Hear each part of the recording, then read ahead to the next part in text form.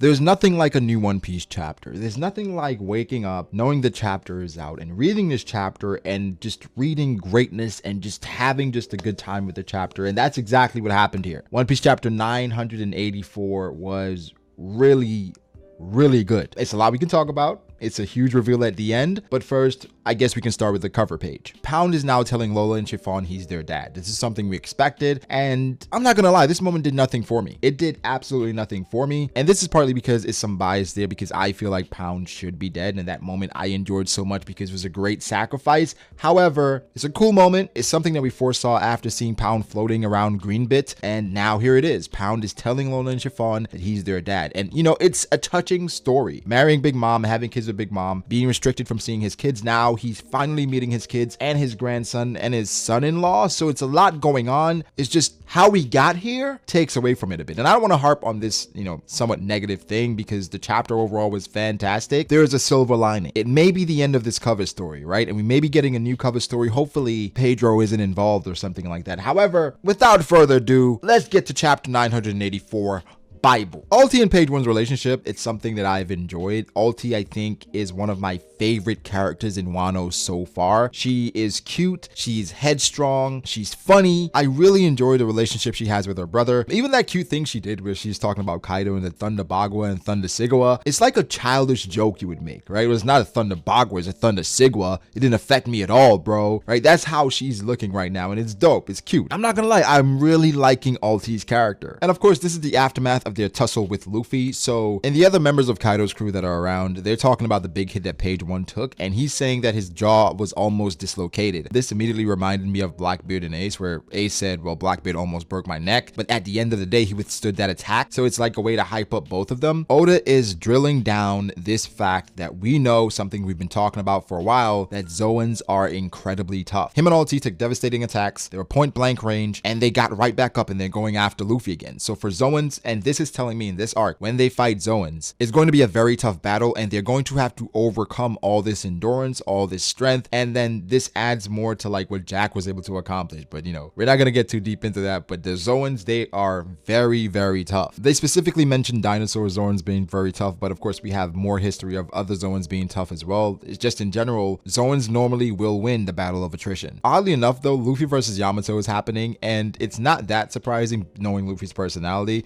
because Yamato, initially he said, well, I can sense there's no intent to harm me from you, but he was going somewhere that Luffy wasn't trying to go, and Luffy saying, hey, I have somewhere to be. I cannot be wasting time with you like this. Don't get me wrong, this absolutely makes sense, right? Why would he go with someone he doesn't know when he's trying to get to somewhere else? But I think this is the charm of Luffy and how much we like his personality when it works. And again, this is Luffy showing more maturity. This is something that I've noticed in Wano so far, where Luffy has been a lot more on task. From the Hold'em stuff to initially when we get to Wano with Tama, Luffy's been a lot more on point. So that's where it goes back to a character and development within a character, where you don't have to do a lot to show development in a character, to show that these characters are learning from moments and learning from mistakes and taking things seriously when they need to be taken seriously. And that's what's happening here. Yamato does mention something about Luffy reminding him of someone, but we'll talk about that a bit later. Also want to point out Luffy's using Ryo this chapter, which is really cool. Something I've been waiting to see. He's been working on this technique and it had a huge impact. So I really enjoyed seeing that. People are saying this is the slower part of the chapter, but it might be my favorite part of the chapter is Robin and Jinbei. Listen, Robin just shines when she's a villain, whether it be acting or just, you know, playing the part. She is just best girl when she's playing a role of a villain or an evil person. Even when she says, yo, let me dig out your eyeballs, you know, it's just Robin aesthetic. It's really appealing. Nami's been great post time skip. She's been phenomenal. And I think for most people, they agree that Nami has eclipsed Robin as clearly the best girl of the Straw Hats. But Robin so far in Wano,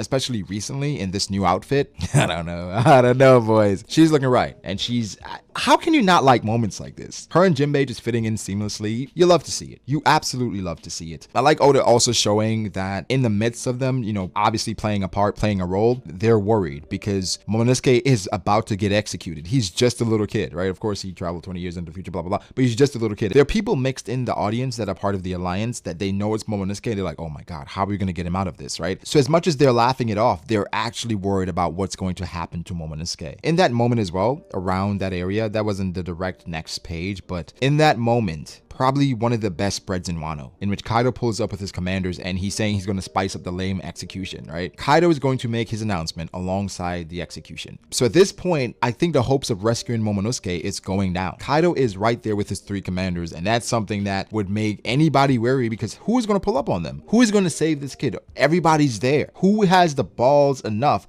to come in and save this kid from getting executed? We know. We have an idea. We know. I want you guys to guess who is the person that could possibly pull up, who's kind of missing in action, who has the abilities that could come and save Momonosuke at this point. We know who it is. But overall, a dope panel. One of my favorite panels. Like, when I was looking at it, I was like, yo, what if these dudes pull up to Marineford like this? Imagine how dope that would be instead of Shanks, Kaido and his crew, right? If he made it there. Oh, God. That would be insane. That would be absolutely insane. The 2 slower parts, I would say, is when Law and the Scabbards, they arrive to the rear of Onigashima, and then Law room them out because they're preparing to attack the rear, right? So that's not bad. For me, anytime Law is on screen, I love it. It was a slower part of the chapter, but I still loved it because it's Law, right? Law is just dope. Law is amazing. Law is epic. There are also some great reunions here. Nekomamushi shows up. He has a cannon for an arm. That's something that's interesting that we'll talk about Sunday. And Izo is here. So that person with the lipstick, definitely Izo. People were speculating that it could be Bonnie. I didn't feel like it fit. So of course it's Izo, something to take note of. Izo is not wearing the same things that we thought. Izo has on something different than the strike person on that ship. Something that we have to keep thinking about, because that means there's somebody else that's going to pull up. Marco again is showing up. Marco, like I said in my live reaction, he provides some assurance that things are going to be okay. It's like he's a calming voice, a veteran in the game, that as a reader, when Marco's around, I feel like everything is going to be okay. Of course, but people are like, well, Marineford happened, Payback War happened. How are you going to feel like that? I don't know. It's just something about Marco. Maybe it's because I like the character so much. I just really like seeing Marco in the story. Now, Marco is going to check on a shadowy figure in the water. The popular theory is that it's Perospero, but it could be somebody else. I want you guys to give me your thoughts on that as well. Who do you think that shadowy figure is, other than Perospero? I think the most interesting part of the chapter that everybody's going to be talking about here is probably the Yamato and Luffy thing, or Yamato, Luffy, or the Yamato, Luffy, and Ace, or the fact that Yamato is actually a freaking girl. Huh? Yamato is a female. And it's weird because Kaido called for Yamato as his son. And for the most part, it wasn't anything there in regards to Yamato could possibly be a girl. So when we hear about Yamato looking up to Oden, there's a whole explanation about Yamato and why he is the way he is, or why she is the way she is. She found Oden's journal. She was at the execution. And for her, she went to Kaido about wanting to be like Oden. She said she got beat up for it. And then going forward, because Oden was a man, she decided that she was going to be a man. With the journal, she says her dad and Orochi, they have no idea it exists. And she's there to carry on Oden's will. So like I had stated before about like Oden and Kaido, can you imagine how damaging that is to Kaido's ego, that his only daughter wants to be like Oden, the man that he, I don't want to say cowardly killed because it was the right thing to do, but he didn't do it honorably. He used tactics, of course they weren't of his own, people helped him, but he still took advantage of it, and then he killed him in the midst of his speech, in the midst of his entire thing. So of course for Yamato, seeing that and basically growing up in Wano, finding that journal, you're going to look up to a man like that. Oden held up his scabbards while being in boiling hot oil. There aren't a lot of people that would not be moved by something like that. And for Yamato being an impressionable child, like I had stated before, like it was almost expected. There's no mention of Lady Toki, so I guess that's out for now. But of course, it's still a bit how she found out about the journal. How did it conspicuously just end up in her arms or in her possession? Like, we have to figure that out. I'm sure we'll get some more answers at some point. A part of it as well is she told Luffy that he reminds her of Ace. So at some point, Yamato absolutely met Ace. This means a lot, and I don't think I have time to get into that.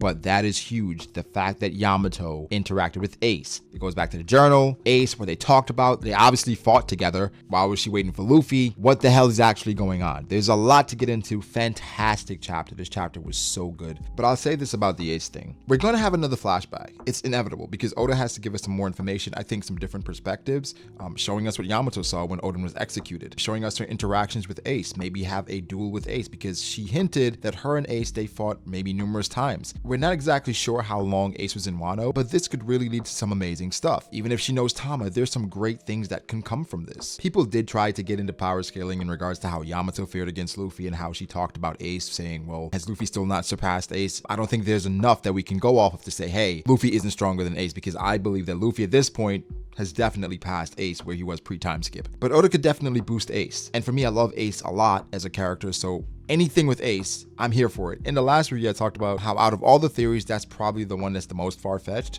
and that's the one Oda went with, and I'm not upset at all. I really like the fact that Ace will be back in the story, even if it's in a flashback. This is getting so good. This is really getting so good. Give me your thoughts, guys. What did you think? How do you feel about it? Make sure to like the video and subscribe to the channel for more content like this. Follow me on Twitter at BragoDAce. Follow me on Twitter at BragoDAce. Follow me on Instagram at BragoD.Ace. Thank you to my patrons. I appreciate you guys so much. One Piece is on break again next week, so that's unfortunate, but it's a lot to cover. So we'll have a packed week of stuff just to get to and just to delve deep into, man. It's a lot, but we'll talk about it. Like, subscribe. I'll catch you guys in the next one. Peace.